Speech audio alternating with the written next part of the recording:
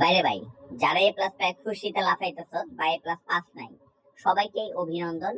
তোরা তো কদিন পরে ইন্টারে উঠবি, তাই না? কলেজ উঠবি। তোদের জন্য একটা সুখবর দেই। সুখবর, হ্যাঁ, কোনো চিন্তা করিস না।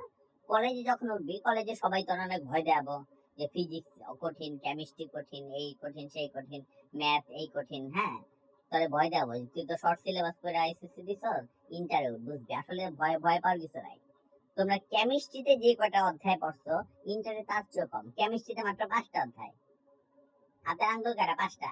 কেমিস্ট্রিতে অধ্যায় কাটা 5টা। তো কেমিস্ট্রি না ভয় পাওয়ার কিচ্ছু নাই। ফার্স্ট পেপারে 5টা অধ্যায়, সেকেন্ড পেপারে 5টা অধ্যায়, তার মধ্যে 2-1টা অধ্যায় পড়াই লাগে না। হ্যাঁ, আর জৈব যৌগ ভাই, কেমিস্ট্রিতে তোরা ভাই 11 অধ্যায় জৈব যৌগ পড়ছো এসএসসি তে থাকতে। ইন্টারে জৈব যৌগের যে কি সোজা, কি যে সোজা বাইরে, আমার জ্বর এসে যেতেছে। না মানে কি যে সোজা ইন্টারের কেমিস্ট্রিটা, হ্যাঁ, খুবই সোজা, তাই না? রিদিয়ারে পড়াইছি ইন্টারের কেমিস্ট্রি, তাই না রিদিয়া?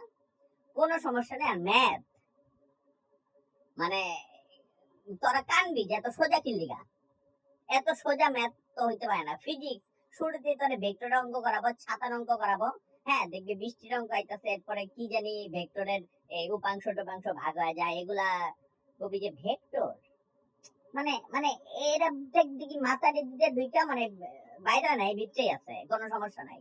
কি যে সোজা ফিজিক্স। আর আইসিটি ভাই, আইসিটি তেমন কিছু না, খালি দেখবি যে 1 আর 1 যোগ করলে কোনো 10 হয়, কোনো 11 হয়, কোনো 2 হয়। তখনই মাথাটা একটু হ্যাং করবে, কিন্তু আলটিমেটলি তেমন কোনো ব্যাপার না। জন যেখানে দরকার, মাঝে মাঝে দেখবি 1 আর 1 যোগ করলে হয় 2, 1 আর 1 যোগ করলে হয় 10, 1 আর 1 যোগ করলে আই দেখবি যে কোনো ভাই 10 হয়, কোনো দেখবি যে 11 হয়, বুঝবি না যে এমন কেন। কিন্তু আলটিমেটলি তেমন কোনো সমস্যা নাই। হ্যাঁ।